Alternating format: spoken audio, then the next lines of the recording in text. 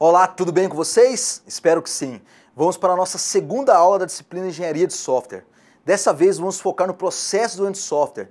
Nessa aula vamos olhar as atividades que compõem o processo do software e também olhar como essas atividades se organizam, no que nós chamamos de ciclo de vida. Vamos agora para o planejamento dessa aula. Os objetivos dessa aula são abordar os tipos de software, entender o ciclo de vida de um software e apresentar os principais modelos de ciclo de vida de um software. Primeiramente, precisamos entender que existem vários tipos de software. Vamos analisar esses tipos nesse próximo slide. Existem várias classificações de software. Nossa intenção aqui não é estressar e apresentar todos, mas sim apresentar os principais tipos de software que nós construímos e tentar caracterizar um pouco como esses softwares são construídos. Uma primeira classificação é o que nós chamamos de sistemas de software. Esse tipo de software não representa um único sistema, mas um conjunto de sistemas que são construídos para servir outros sistemas. Nós vamos utilizar esses sistemas para compor outros sistemas. Então são softwares básicos, como compiladores e sistemas operacionais, que vão ser utilizados com base para execução e desenvolvimento de outros softwares. Outro tipo de software é os sistemas em tempo real, ou real-time. São aqueles sistemas que têm como requisito muito forte em ter que responder um tempo definido. Ou seja, se desenvolve um sistema em tempo real e determina que determinada tarefa deve ser realizada em menos de 2 segundos, essa tarefa tem que ser realizada em menos de 2 segundos. Muitas vezes temos outros sistemas, seja de software, seja de hardware, que dependem desse tempo de resposta. Ou seja, se você não estiver atendendo esse tempo que foram planejados, você pode estar colocando em perigo o funcionamento de outro sistema. Então, os sistemas em tempo real dependem dessas restrições de tempo de resposta. O terceiro tipo são os sistemas de informação. Esse é o tipo mais comum de software, que mais desenvolvido. Infelizmente, também onde estão as maiores taxas de insucesso. Hoje, depois de mais de 50 anos falando de engenharia de software, ainda podemos dizer que a taxa de sucesso nesse tipo de sistemas ainda é muito baixa. Melhorou muito, mas ainda é muito baixa. Por isso é muito importante entendermos os processos que esses sistemas de informação são construídos. Outro tipo de sistemas são os de engenharia. Enquanto os sistemas de informação trabalham com grande quantidade de dados e com um processamento relativamente simples, os sistemas de engenharia normalmente são ao contrário. Você trabalha em um conjunto pequeno de dados, mas com algoritmos muito complexos. Temos também o tipo de sistemas distribuídos. Uma característica dos sistemas distribuídos é que eles são executados em ambiente de rede, ou seja, eles não são operados por um único computador, uma única unidade de processamento, mas por diversas. Outro tipo de sistemas são os sistemas embarcados. Esses sistemas são cada vez mais comuns. Por exemplo, hoje se estivermos dirigindo um carro, existem diversos sistemas controlando aquele carro. Um exemplo é o sistema de injeção eletrônica. Esse é um tipo de sistema embarcado, ou chamado sistema embutido. A grande característica dele é que ele não está rodando em um computador convencional, como esse que estamos utilizando aqui, mas ele está rodando em um computador especializado, no caso um computador que está dentro do sistema de injeção eletrônica. A grande característica dele é que ele está em ambiente diferente de um computador tradicional. Isso traz certas restrições, por exemplo, a quantidade de memória desse computador é menor que a capacidade de processamento também pode ser menor. Com essas características, a construção de sistemas embarcados tem suas diferenças. Outro tipo de sistemas são os sistemas para computadores pessoais. Já estamos deixando de lado aquela ideia do sistema sendo utilizado dentro da empresa, apesar que alguns desses sistemas, como processadores de texto e planilhas eletrônicas, são utilizados. Pensando aqui que nosso público agora é outro, nosso público é maior, estamos nas casas das pessoas. Não vamos ter uma maneira de dar um treinamento. Então a nossa preocupação é maior com a interface com o usuário. A usabilidade tem que ser ainda maior do que aquela que estamos tendo quando estamos construindo sistemas de informação. Lembrando, precisamos levar em consideração que os computadores pessoais podem ter uma capacidade de memória de processamento, de memória e de processamento menor do que das indústrias. Recursos mais limitados em si. Então temos que levar isso em consideração na hora que formos construir sistemas para computadores pessoais. Ótimo! Agora vimos quais são os principais tipos de software, vamos voltar nossa atenção para o ciclo de vida. Vamos analisar e entender isso agora nesse próximo slide. Bem, o ciclo de vida de software é um conjunto de etapas que devem ser realizadas no momento que nós temos interesse de construir um software. Não é simplesmente achar que entendeu os requisitos do cliente e sair codificando. Precisamos passar uma série de atividades, de etapas que vão no final gerar um sistema de software. O ciclo de vida não é uma organização dessas etapas. Ela nos diz qual é a ordem que elas devem ser executadas, quais as dependências entre elas. Ela vai nos dizer que ordem as tarefas podem ser executadas para chegarmos lá no final, termos o nosso software. Além disso, precisamos entender que um ciclo de vida de software, que cada etapa que nós terminamos, precisamos ter uma maneira de saber se efetivamente foi concluída aquela etapa. Então é necessário ter critérios de encerramento. Em geral, uma fase termina quando entregamos um produto, que pode ser um produto lá no final do processo. Ou como nós vamos ver adiante, se nós tivermos adotado uma estratégia mais incremental, nós vamos entregar partes do produto ao final e ao longo do processo. E também documentos intermediários, que nós chamamos de artefatos de software, que vão ser utilizados numa próxima etapa ou nas próximas etapas, para dar continuidade ao desenvolvimento. Todas as características são definidas no modelo de ciclo de vida. O ciclo de desenvolvimento de software normalmente tem grandes etapas. Essas etapas são divididas em etapas menores, que por sua vez são divididas por etapas menores, até chegar nas atividades que vão ser realizadas pela equipe de desenvolvimento. Nesse próximo slide, vamos analisar as principais etapas do ciclo de vida do desenvolvimento de software. A primeira grande etapa no processo de desenvolvimento de software se refere à definição. Nessa fase, nós vamos tentar identificar que tipo de problema, qual é o problema que nós vamos resolver desenvolvendo esse software. Essa etapa envolve planejamento e análise de requisitos, que o sistema vai precisar implementar em uma especificação, que é uma espécie de redação, descrever se esses requisitos foram identificados durante a análise. Então, nesse momento, estamos compreendendo qual é o contexto em volta do nosso software, o que ele vai tentar resolver, para depois partirmos para a próxima etapa, que é a etapa de desenvolvimento. Nessa etapa, nós vamos estar buscando uma solução computacional para aquele problema específico, que especificamos na etapa anterior. Então, nós no desenvolvimento, nós vamos fazer o projeto de sistema, que significa você trazer aquela especificação que você redigiu para colocar no ambiente computacional. Nesse momento, você vai preocupar com coisas que você não se preocupou quando estava na fase de especificação. Nesse momento, vamos ter que nos preocupar com o armazenamento, porque os dados não são armazenados de graça. Vamos ter que nos preocupar com a interface com o usuário, ou seja, a maneira que o usuário vai interagir com o sistema. Vamos ter que nos preocupar com o desempenho, consumo de memória e uma série de outros requisitos que dependem exclusivamente do ambiente computacional, que não tem nada a ver com os problemas que estavam em volta dele. Além disso, vamos nos preocupar com a implementação, onde nós vamos redigir o código e também precisamos nos preocupar com a fase de testes. Nós vamos testar se tudo aquilo que foi desenvolvido está compatível com aquela especificação. Também vamos testar se aquela especificação anterior está compatível com as demandas do usuário. Depois da fase de desenvolvimento, nós temos a fase da implantação. A implantação é onde nós vamos tirar o sistema que está no ambiente de desenvolvimento e levar para o ambiente de produção, onde ele efetivamente ele vai ser utilizado pelos seus usuários. Tornar aquilo que foi desenvolvido, que antes era um projeto, na realidade. Tornar aquele projeto útil para quem mostrou as demandas para ele. Feita a implantação, esse sistema começa a ser utilizado. Ele tem que ser mantido, ou seja, os erros que só foram encontrados depois que ele entrou em operação têm que ser corrigidos. Eventualmente, o usuário vai pedir novas funcionalidades para que o software continue útil. E também o usuário vai pedir melhorias de novos recursos. Também tem que ser acrescentado na manutenção. Nós estamos preocupados em que o sistema continue sendo útil. Então, essas grandes fases do ciclo de vida do desenvolvimento de software, a nossa preocupação agora é entender melhor essas etapas menores, planejamento, análise de requisitos e a especificação do sistema, enfim, essa divisão menor das grandes etapas. Mas antes disso, nesse próximo slide, vamos entender o que é o processamento de desenvolvimento define. O que o processamento de desenvolvimento define? É o processo de desenvolvimento de software que vai nos dizer como essas etapas são organizadas. Normalmente, o processo de desenvolvimento de software, ele define um ciclo de vida, que são as ordens entre essas etapas.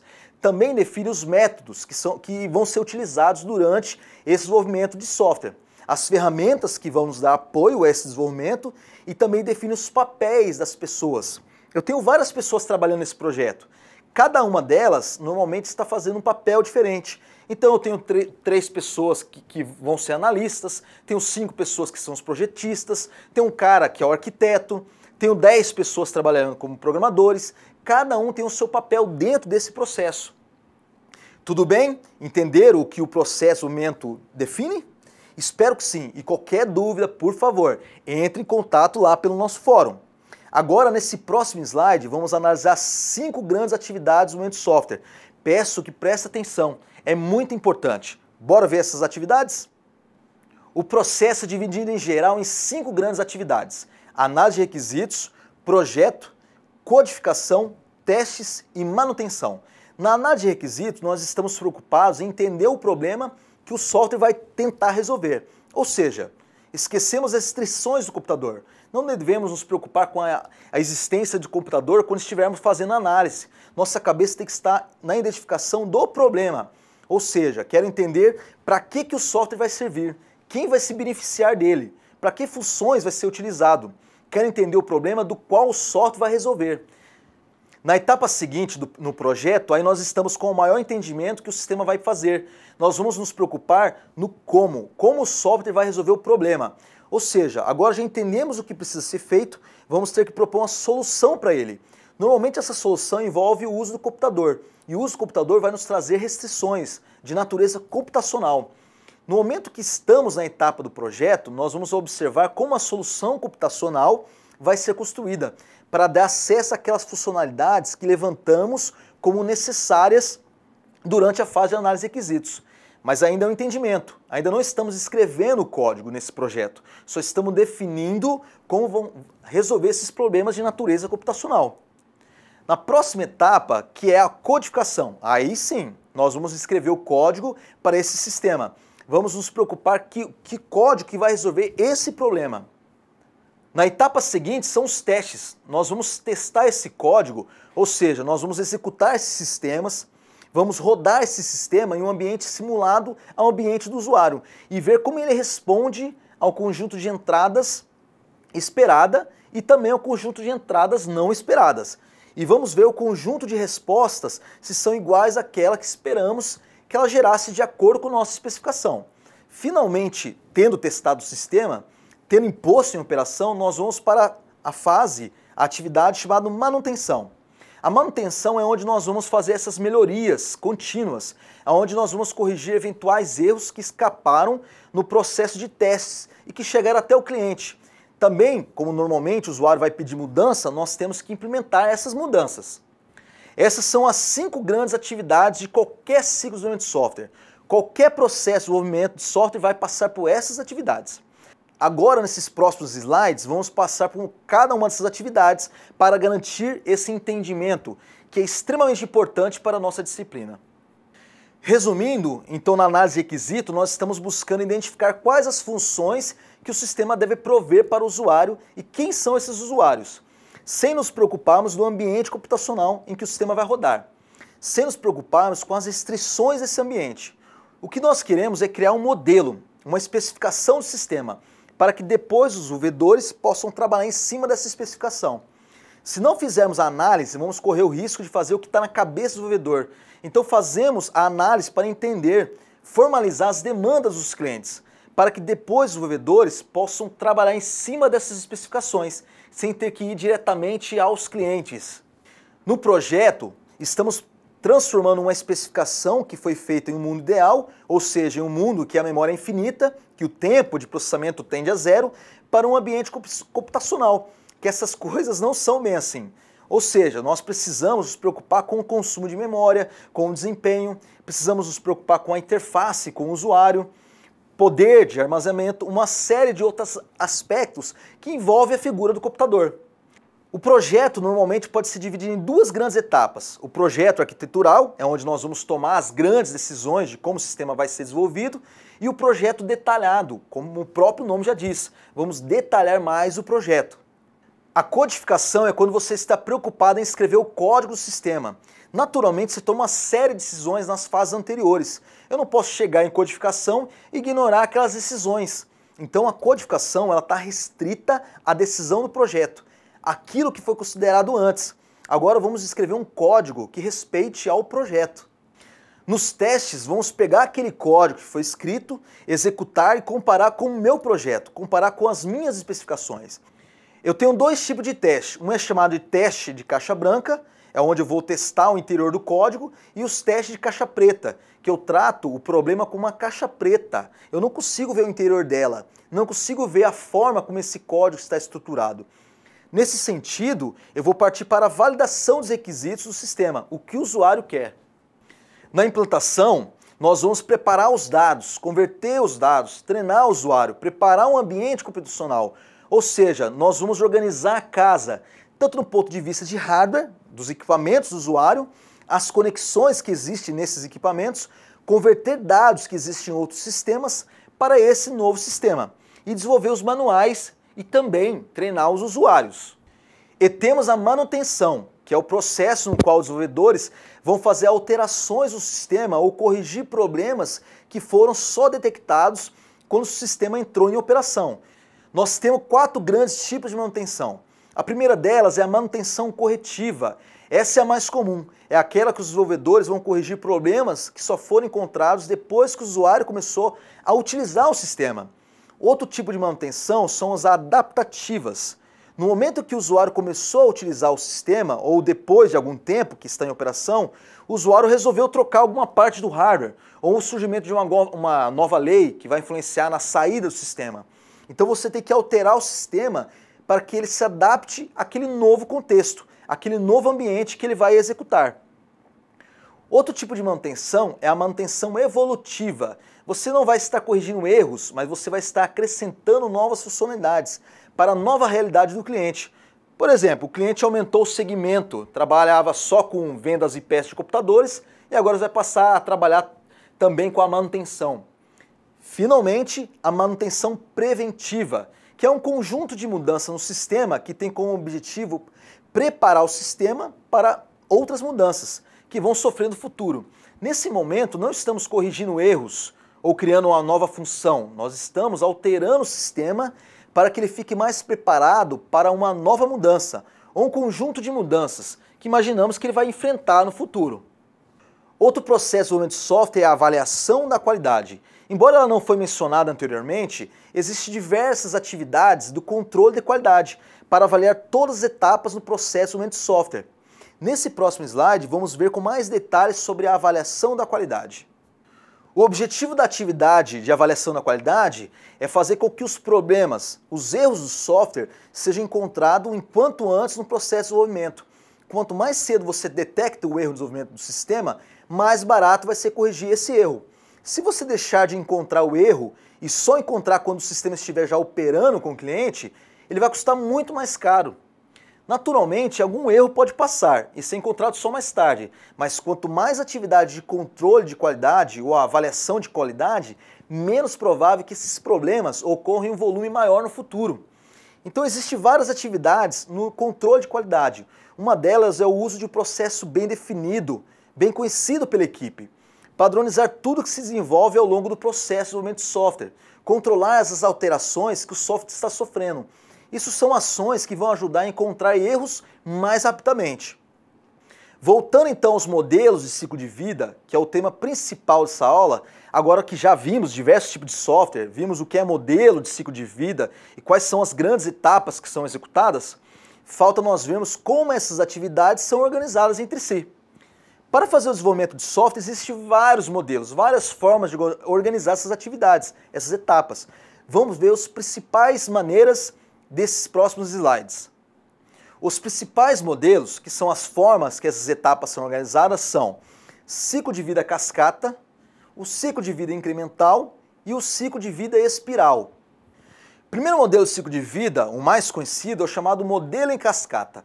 O modelo em cascata tem como principal característica esses degrauzinhos das atividades. Primeiro você faz uma atividade, quando ela termina, você faz a outra atividade, quando ela termina, você faz a outra, e assim sucessivamente, até que você tenha feito todas essas atividades. Então no modelo em cascata, nós vamos fazer toda a análise do sistema. Quando ela estiver terminada, fazemos todo o projeto. Quando ele estiver terminado, eu faço toda a codificação e assim por diante. Esse modelo ele foi criado lá na década de 70. Ele foi a primeira resposta da comunidade de pesquisa da engenharia de software sobre a melhor forma de desenvolver sistemas. Esse modelo ele tem como característica principal de esperar uma etapa anterior termine para começar a outra. O resultado de cada etapa é utilizado na etapa seguinte. Esse processo também tem outra característica muito forte, é ser guiado por documentos. Esse processo foi criado da forma que cada etapa gera um conjunto de documentos. Nós precisamos desses documentos para ser usado na próxima etapa. Esse é o ciclo de vida mais conhecido dentro da engenharia de software. Ele também é conhecido como ciclo de vida clássico. Mas ele tem alguns problemas. Embora seja um modelo bastante conhecido e até simples, o primeiro grande problema dele é essa dificuldade de manter essa serialização, essa sequência tão rígida das atividades. Pensa o seguinte, nós estamos fazendo a análise de requisitos, terminamos a análise e começamos o projeto. No momento que você está fazendo o projeto, o usuário pode voltar para a mesa de trabalho dele, pensar e depois, 2 dias depois, quando você já está fazendo o projeto, ele entra em sua sala e fala, lembra aquele requisito que eu te falei? Então, não é bem assim, tem um caso que o sistema tem que comportar assim, assado. O que acontece nesse momento? Você já está na atividade seguinte, já está no projeto. Você tem que voltar para a análise, terminar novamente a análise e ver se isso provocou algum impacto em seu projeto. Se você pensar que durante os testes o usuário ainda pode fazer essa mesma cena, aparecer na sua sala do mesmo jeito, você vai ter um percurso assim muito grande para colocar aquele novo requisito. Então é muito difícil manter essa ordem restrita de terminar uma atividade e só depois partir para a próxima. Na prática, raramente acaba uma etapa, pois o usuário, como nós vamos falar quando trabalharmos com requisitos de software, raramente ele sabe o que ele precisa ser feito no sistema logo no início. Ele vai aprendendo isso com os próprios desenvolvedores no decorrer do processo de criação do software. Outro problema nesse ciclo de vida é que o cliente só vai ter uma versão do sistema lá no final do processo. Então, entre você analisar os requisitos e implantar o sistema, demora muito tempo. E essa demora faz com que os novos requisitos surjam, criar aquela ansiedade ao usuário, né, para ver o sistema o mais rápido possível. Isso muitas vezes é com uma complicação no processo de desenvolvimento de software. Então, uma solução para esses problemas é uma expansão, uma alteração desse modelo. O modelo cascata continua sendo utilizado nos outros modelos. Podemos dizer que ele é a base dos outros ciclos de vida de software. Um desses modelos, que deu uma reorganizada no modelo cascata, tentando amenizar esses problemas, foi o modelo chamado incremental. Nós vamos analisar esse modelo agora nesse próximo slide. A primeira grande inovação com relação ao ciclo de vida cascata, ou clássico, foram os ciclos de vida incrementais. O ciclo de vida incremental está em volta do conceito de protótipo. O protótipo ele é uma versão simplificada de um produto de software. Normalmente é criado para testar o entendimento dos desenvolvedores sobre aquelas demandas do usuário. Então nós construímos o protótipo para entender melhor e verificar o nosso entendimento dos requisitos do sistema. O protótipo funciona como um meio de comunicação, como se fosse um tradutor entre as demandas do usuário e as restrições do desenvolvedor que tem que atender. Existem várias maneiras de se pensar no modelo incremental. Uma delas, é o mais clássico desse tipo de ciclo de vida, é que você faça as mesmas etapas do processo do modelo cascata, mas ao invés de você fazer toda a análise do sistema e depois partir para todo o projeto, você pega os principais requisitos, digamos 20% tendo analisado essas principais funcionalidades, você parte para a criação do projeto. Então o projeto como um todo, mas o projeto que considera aquelas funcionalidades. Depois disso, codifica, testa e gera a primeira versão para o usuário. Se o usuário usar essa versão, entender o funcionamento, confirmar que essa versão atende às necessidades dele, você vai para o outro ciclo, que você vai analisar mais 10 ou 20% do sistema. E vai projetar esse pedaço, codificar, testar e novamente submeter a avaliação do usuário. Ou seja, ao invés de você executar apenas uma grande cascata, apenas uma vez, você vai executar várias cascatinhas em sequência, até ter o produto todo feito, desenvolvido e avaliado pelo usuário. A grande vantagem desse modelo é que se você faz um pouco da análise e percebeu que está completamente errado daquilo que o usuário realmente precisa, você investiu apenas pouco tempo. Assim você consegue ter um feedback do cliente, uma avaliação do cliente muito mais rápida do que o modelo cascata. Existem vários tipos de desenvolvimento incremental. Nós vamos ver os 3 principais nesses próximos slides. O ciclo incremental evolutivo é que cada novo protótipo é um adendo, é um acréscimo sobre o protótipo anterior. O tipo descartável é cada vez que você desenvolve um protótipo, afinal, após a avaliação do usuário, você joga fora esse protótipo e parte para uma construção do sistema totalmente novo. E a prototipagem operacional é onde você trabalha com 2 equipes, uma só prototipando e a outra desenvolvendo o sistema propriamente dito. Vamos analisar agora detalhes de cada um desses 3 tipos. O ciclo de vida evolutivo, ao se desenvolver um protótipo, você coloca toda a engenharia de software, toda a avaliação de qualidade, todos os critérios de um bom desenvolvimento de software em cada passo que você dá no ciclo de vida evolutivo. Ou seja, ao ter uma versão do protótipo, aquela versão é de qualidade. Todas as restrições de qualidade são colocadas naquela versão. Embora ela seja uma versão parcial do sistema, ou seja, ela só tem uma parte, um percentual das funções que o sistema como um todo deveria ter, a grande vantagem é que no momento que aquele pedaço estiver implementado, já está implementado em definitivo. Você tem todas as funcionalidades daquele ciclo prontas, como elas estariam na versão final. O que você vai fazer nas próximas etapas do ciclo de vida incremental é adicionar funcionalidade.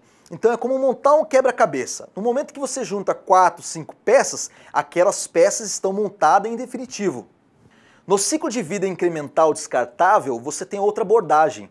Normalmente o que você faz no ciclo de vida descartável é construir um protótipo muito rapidamente, com erros, com tela simples, sem uma preocupação da qualidade na construção desse protótipo, mas visando principalmente ter uma resposta rápida do cliente. Se você desenvolver um protótipo com todos os critérios de qualidade do software, esse desenvolvimento leva muito mais tempo do que fazer um protótipo rapidamente, mas que serve para o usuário brincar um pouquinho, mesmo que dê erro, enquanto ele está brincando, porque nas operações que ele funcionar, ele vai trazer um entendimento maior das demandas do usuário e vai trazer um entendimento maior para o desenvolvedor. Então os desenvolvedores que utilizam esse modelo incremental descartável, eles utilizam esses protótipos rápidos e ao ganhar conhecimento sobre o que o usuário efetivamente precisa, eles desenvolvem aí sim uma versão final, com todos os recursos de qualidade, todas as demandas de qualidade que são efetivamente necessárias. A grande característica aqui é que o protótipo, depois de construído, avaliado, ele é jogado fora. A grande dificuldade aqui é que o usuário, depois que ele viu o sistema funcionar, ele tende a querer ficar com aquele sistema, tende a querer continuar usando aquele sistema e muitas vezes isso não é possível, porque o desenvolvimento tem que continuar e eventualmente vai mudar a forma que algumas daquelas partes foram construídas. Então, normalmente, se o usuário começar a utilizar uma versão prematura do sistema, vai ter novas tarefas, novos recursos para migrar os dados do usuário que está utilizando aquela versão. Então o analista tem que saber administrar essa ansiedade do usuário, considerando o ciclo de desenvolvimento de qualidade que está acontecendo. A prototipagem operacional é muito parecida com a prototipagem descartável. A grande diferença dela é que existe 2 equipes, uma trabalhando em um ciclo de trabalho normal para desenvolver o produto com qualidade e a outra equipe composta por uma ou 2 pessoas que ficam residentes no cliente. O grande objetivo dessa equipe isolada, que está dentro da empresa do cliente, é fazer os protótipos rapidamente e ganhar um entendimento do que precisa ser desenvolvido para passar os requisitos para a equipe que está desenvolvendo o software oficial. Acredito que todos tenham compreendido os tipos de ciclo de vida incremental. Espero que sim. E caso não, por favor, mais uma vez, reforço, poste suas dúvidas no fórum, tudo bem? Agora vamos entender um próximo ciclo de vida de software chamado espiral. O ciclo de vida espiral ele é o que nós chamamos de metamodelo. Ele não é um modelo de ciclo de vida por si só. Ele é uma organização onde pode entrar qualquer outro ciclo de vida, onde normalmente entra o ciclo de vida incremental e o clássico. O desenho do ciclo de vida espiral é esse que vocês estão vendo aí no slide. Ele funciona como uma espiral, propriamente dita, em que você tem 4 grandes etapas. Uma etapa de planejamento, onde você prepara o desenvolvimento do seu sistema, fazendo uma análise de requisitos. A outra etapa de análise de riscos, onde você analisa se vale a pena esse desenvolvimento. Outra etapa de engenharia, é onde entra a implementação e testes. E depois você parte para a etapa de avaliação do cliente. Ele aprovando, você faz o próximo incremento. A ideia do ciclo de vida espiral é que ele vai ficar nessa espiral, convergindo para um ponto central, até que o sistema ficar totalmente pronto. O grande negócio no modelo espiral é que ele organiza a forma que o modelo incremental é aplicado, colocando essas etapas de planejamento e avaliação do cliente, que não estava prevista no modelo incremental. Pessoal, chegamos ao fim de mais uma aula, nossa segunda aula. Espero que tenham gostado e compreendido. Muito obrigado. Agora vamos fazer uma atividade. Tudo de bom para vocês, bons estudos.